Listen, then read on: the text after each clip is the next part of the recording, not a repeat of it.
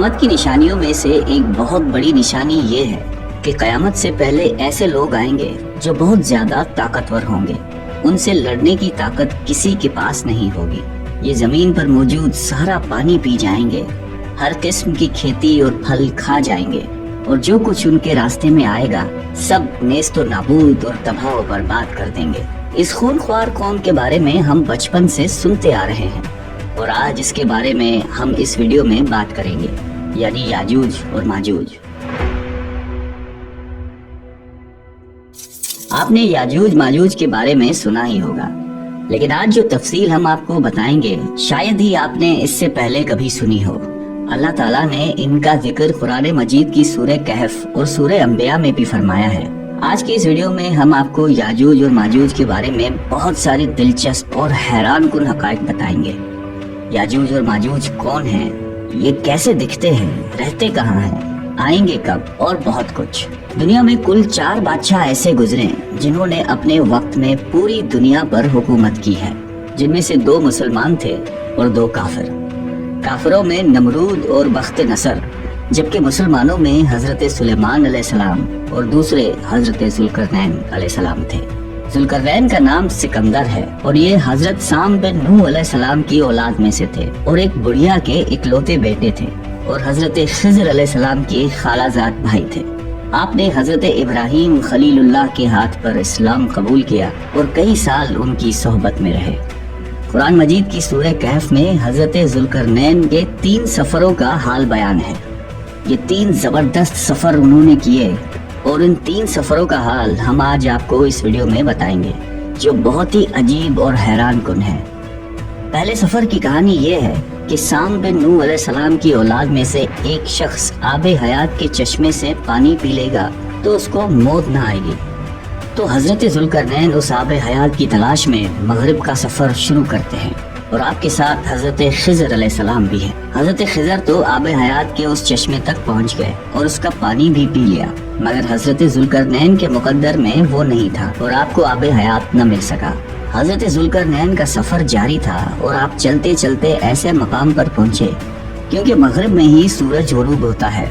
وہ بالکل دنیا کے آخری کونے میں آ گئے، اور سورج غروب ہونے کے وقت آپ کو ایسا منظر نظر آتا جیسے ایک سیاہ چشمے میں سورج ڈوب رہا ہے. جیسے ہم سمندری سفر کرتے ہیں تو ہمیں ایسا لگتا ہے کہ سورج جو ہے وہ سمندر کے اندر ڈوب رہا ہے، لیکن مغرب کے آخر میں آپ اتنا آگے پہنچ چکے تھے جو دنیا کا آخری کونا تھا. وہاں ان کو ایک عجیب قوم ملی جو جانوروں کی کھال پہنے ہوئے تھی. اس کے بعد اب باری ہے ان کے دوسرے سفر کی. یہ سفر مشرق کی طرف تھا، یہاں تک کہ چلتے چلتے آپ ایسی جگہ پہنچے جہاں سے سورج طلوع ہوتا ہے. آپ سورج طلوع ہونے کی جگہ پر جا پہنچے. آپ نے وہاں پر دیکھا کہ وہاں ایسی قوم ہے جن کے پاس کوئی عمارت اور مکانات نہیں ہیں. ان لوگوں کا یہ حال تھا کہ جب سورج طلوع ہو جاتا تو یہ غاروں میں چلے جاتے، زمین کے اندر چلے جاتے، اور جب سورج ڈھل جاتا تو غاروں سے نکل کر اپنی روزی روٹی کی تلاش میں نکل جاتے. یہ لوگ منسک کہلاتے ہیں. حضرت ذوالقرنین نے ان لوگوں کے حضور بھی اسلام کی دعوت پیش کی. وہاں پر بھی کچھ لوگ ایمان لائے اور کچھ لوگ اڑے رہے اور آپ سے جنگ بھی کی، لیکن بہرحال آپ نے ان لوگوں کو بھی قابو کر لیا. اب ان کا تیسرا سفر شمال کی طرف تھا. آپ چلتے چلتے 2 پہاڑوں کے درمیان پہنچ گئے تو وہاں بھی آبادی عجیب و غریب تھی. ان کی زبان بہت عجیب و غریب تھی. ان لوگوں کے ساتھ اشاروں میں بہت مشکل سے بات چیت کی جا سکتی تھی. ان لوگوں نے حضرت ذوالقرنین سے یاجوج اور ماجوج کے ظلم و ستم کی شکایت کی اور آپ سے مدد مانگی کہ آپ ہمیں ان کے ظلم سے بچائیں. یاجوج ماجوج کون تھے؟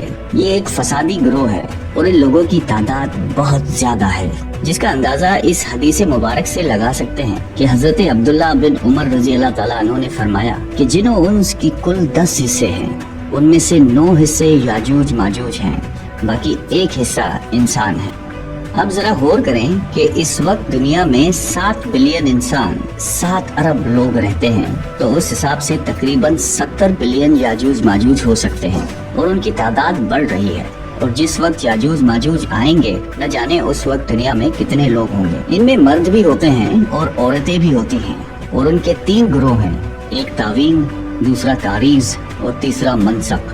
اور ان میں جو بھی مرتا ہے تقریباً 1000 یا اس سے زائد اولاد چھوڑ کر مرتا ہے. یہ لوگ بہت خونخوار اور بہت وحشی اور جنگلی ہیں اور جانوروں کی طرح ہی رہتے ہیں. और जो बाहर के मौसम में ये लोग अपने घरों से निकलते हैं तो तमाम खेतियां और सब्जियां खा जाते हैं और खुश्क चीजों को लाद कर ले जाते हैं। जंगली जानवरों यहाँ तक के सांप, बिच्छू, गिरगिट सब कुछ छोटे बड़े जानवरों को खा जाते हैं। जब हजरत जुल्करनैन से लोगों ने फरियाद की कि आप हमें याजूज माजूज के इन जुल्म सितम से बचाइए, उसके बदले में आप जो कहेंगे हम आपको देंगे। हजरत जुल्करनैन ने कहा कि मेरे पास अल्लाह का दिया बहुत कुछ है, मुझे किसी चीज की जरूरत नहीं है, मगर तुम अपनी जिस्मानी मेहनत के जरिए मेरी मदद करो। आपने कमाल किया कि उन दोनों पहाड़ों के दरमियान आपने बहुत बड़ी गहरी बुनियाद खुदवाई। उसकी गहराई इतनी गहरी थी कि उसमें से पानी निकल आया और फिर उसके बाद आपने उसमें पिघलाए हुए तांबे के पत्थर जमाए और लोहे के तख्त नीचे ऊपर लगाकर उनके दरमियान लकड़ी और कोयला भी भरवा दिया। इसी तरह एक बहुत ही मजबूत दीवार बना दी गई। आज के जमाने में जिसको हम कंक्रीट की दीवार कहते हैं, ये इससे भी ज्यादा मजबूत दीवार है। अब हुआ क्या कि याजूज माजूज दीवार की एक तरफ और ये कौम दीवार की दूसरी तरफ है। अब हदीस पाक में है कि याजूज माजूज रोजाना इस दीवार को तोड़ देते हैं, मगर दिन भर जब मेहनत करने के बाद उसको तोड़ने के करीब पहुंच जाते हैं तो उनमें से एक कहता है कि चलो बाकी कल तोड़ेंगे, लेकिन अल्लाह की शान के दूसरे दिन वो दीवार उससे ज्यादा मजबूत हो जाती है और अपनी असल शक्ल में आ जाती है। फिर अगले दिन जब दीवार तोड़ने का वक्त आता है तो फिर कोई कहता है कि चलो बाकी कल तोड़ लेंगे। दूसरे दिन फिर ऐसा होता है, तीसरे दिन फिर ऐसा होता है, मगर एक दिन आएगा जब अल्लाह की रजा होगी कि कयामत से पहले ये बाहर निकलेंगे तो उन्हीं में से कोई शख्स कहेगा कि इंशाल्लाह कल इस दीवार को तोड़ेंगे। तो फिर जब वो दूसरे दिन आएंगे तो इंशाल्लाह की बरकत जाहिर होगी और फिर ये दीवार टूट जाएगी। नबी अकरम सल्लल्लाहु अलैहि वसल्लम का मफहूम है, कयामत कायम न होगी जब तक याजूज माजूज न आ जाए। यहाँ आपको बताते चलें कि याजूज माजूज के निकलने से पहले दुनिया किन चीजों से महरूम हो जाएगी। हजरत इब्ने बिन अब्बास रजी अल्लाह ताला अन्हु ने फरमाया कि अल्लाह ताला ने 5 नहरों को जन्नत से जारी फरमाया। ये 5 दरिया एक ही चश्मे से जारी हुए हैं। अल्लाह ताला ने हजरत जिब्राईल अलैहिस्सलाम के जरिए जन्नत के इस चश्मे को पहाड़ों के अंदर अमानत रख दिया और पहाड़ों से नहरों को जमीन पर जारी फरमा दिया है, जिससे लोग तरह तरह के फवायद हासिल करते हैं। जब याजूज माजूज के निकलने का वक्त होगा तो अल्लाह ताला जिब्राईल अलैहिस्सलाम को जमीन पर भेजेंगे और वो 6 चीजों को जमीन से उठा कर ले जाएंगे। वो चीजें कौन सी होंगी? दुनिया से कुरान पाक उठा लिया जाएगा, सारा इल्म भी उठा लिया जाएगा, हजरे अस्वद भी उठा लिया जाएगा, मकाम इब्राहिम भी उठा लिया जाएगा, हजरत मूसा अलैहिस्सलाम का ताबूत, और हमने जो इन 5 नहरों का जिक्र किया है ये भी गोया वापस उठाई जाएंगी। ये चीजें जब इस दुनिया से उठा ली जाएंगी तो दुनिया और दीन की बरकत रूए जमीन से उठ जाएगी और लोग इन बरकतों से बिल्कुल महरूम हो जाएंगे। कैसा दौर होगा जरा सोचिए।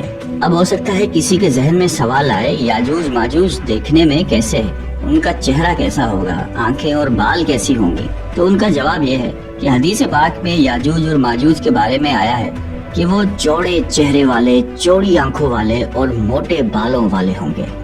याजूज माजूज का ज़हूर उस वक्त होगा जब हजरत ईसा अलैहिस्सलाम दज्जाल को कत्ल कर चुके होंगे। कत्ल दज्जाल के बाद हजरत ईसा अलैहिस्सलाम को हुक्म इलाही होगा कि मुसलमानों को कोहे तूर पर ले जाएं, और इसलिए कि कुछ ऐसे लोग अब जाहिर होने वाले हैं जिनसे लड़ने की किसी में ताकत नहीं होगी। फिर याजूज माजूज का ज़हूर होगा। याजूज माजूज के निकलने पर दुनिया में अजीब और गरीब फसाद बर्पा हो जाएगा। उनकी आमद निहायत खतरनाक होगी, इस कदर ज्यादा होंगे कि उनका पहला ग्रोह जब बहरिया तबरिया से गुजरेगा तो समंदर का पूरा पानी पीकर उसको सुखा देंगे। जब वो दूसरा ग्रोह आएगा तो वो हैरान होकर चलेगा कि यहाँ तो कभी पानी था ही नहीं, बल्कि पानी सारा खत्म हो जाएगा। इतना बड़ा लश्कर होगा। ये लोग दुनिया में फसाद, कत्ल गारत से फारिग हो जाएंगे। मुसलमान तो कोहे तूर पर हजरत ईसा अलैहिस्सलाम के साथ होंगे, तो ये कहेंगे कि जमीन वालों को तो कत्ल कर लिया, अब आओ आसमान वालों को कत्ल करें। खुदा की कुदरत देखें। फिर आसमान से जब नीचे गिरेंगे तो उन पर खून लगा होगा। ये अपनी इन्हीं हरकतों में मशगूल होंगे